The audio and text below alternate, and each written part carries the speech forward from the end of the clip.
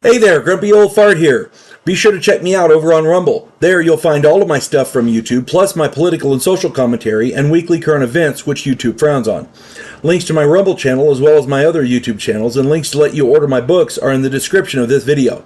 If you enjoy my content, please like, subscribe, share, and comment. I welcome your comments, even if you disagree with me. Now, on with the video. Hey there, Grumpy Old Fart here. I'm doing an unexplained... I was going to call it an unexplained place, but this is a highway. So, yeah. Unexplained roadway. The Devil's Highway. Route 666. And yes, that was a real place, a real highway. Route 666.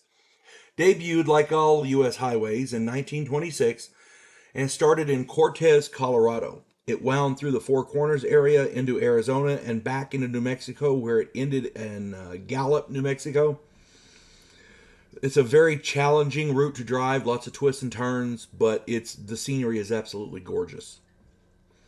Over the years, it was extended north to Monticello, Utah.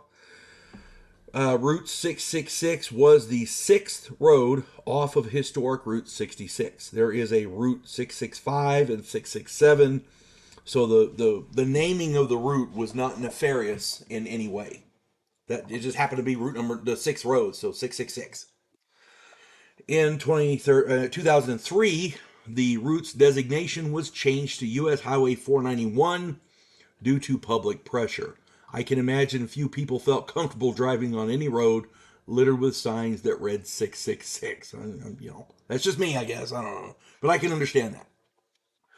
If ever there was a stretch of highway anywhere in the world that could claim to be cursed, Route 666 was it. Listen to this. The myriad of small towns along Route 66 boast some of the most prevalent hauntings in America. There's not a town along the way that doesn't have the feel of a haunted house. The town itself has that feel. And the stories of the various hauntings will chill you to your core. They're all along that route. There's not a town there that doesn't have a haunting or some sort of a malevolent folklore. Phantom hitchhikers litter the route, even to the point of harassing law enforcement officers. More than once, a state police officer will stop to talk to a hitchhiker only to find the pedestrian has vanished with no explanation and nowhere to have fled to.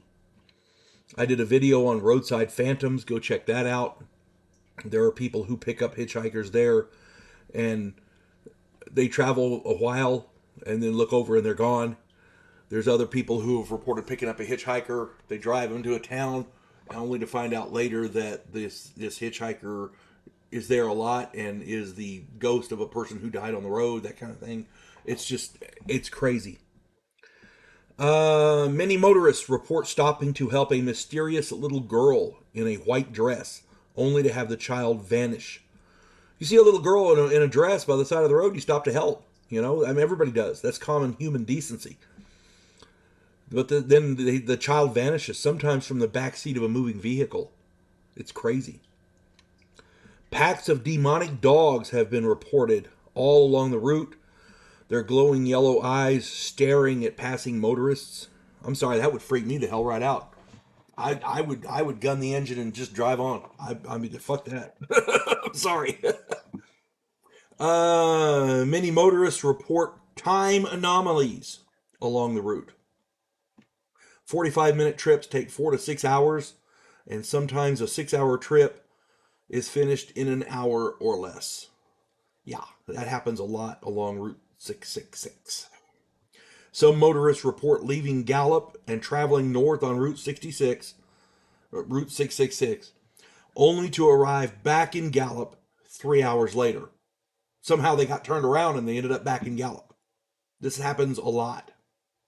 And it happens in other towns too. Somewhere along, they'll leave a town on that route, and they'll drive for a while, and then end up back in that town. And they never turned around. They kept going one direction, at least as far as they knew. Such misdirectional driving is fairly common. More than once, motorists report being chased by bands of American Indians, Native Americans, First Americans, whatever your preferred term is. And these American Indians, these first Americans, are apparently on the warpath. They had painted faces and wore lances and bows. So yeah, um, that they seem right out of the old west. I mean that would freak me too. Um, Skinwalkers evidently target motorists on Route 666. Sometimes animals will appear out of thin air on the road, causing drivers to swerve and crash. Then the animals are seen to morph into birds and fly away, or into humans and run off into the night. If that didn't work, sometimes determined skinwalkers would appear in the back seat of moving vehicles to frighten or attack the occupants. Yeah, so apparently they get violent sometimes. I'm just telling you what I researched here. Route 666 runs through some of the most prolific UFO hotspots in America, so naturally many motorists see a plethora of UFOs along that route. Missing persons and abandoned vehicles are an almost weekly occurrence along the Devil's Highway. It's if it wasn't so serious, you know, it would be fun, I guess. Fun's not the right word. If it wasn't so serious and people were actually affected by it, it would be a hell of a thing to go see. As I stated earlier, the designation of Route 666 was changed in 2003, but that didn't seem to slow down the paranormal hijinks. The weird goings on continue seemingly unabated. If you feel brave or just want to experience the paranormal, take a drive on Highway 491. Who knows? Maybe you'll discover why they call it the Devil's Highway. And good luck. You folks have a good one. God bless one and all.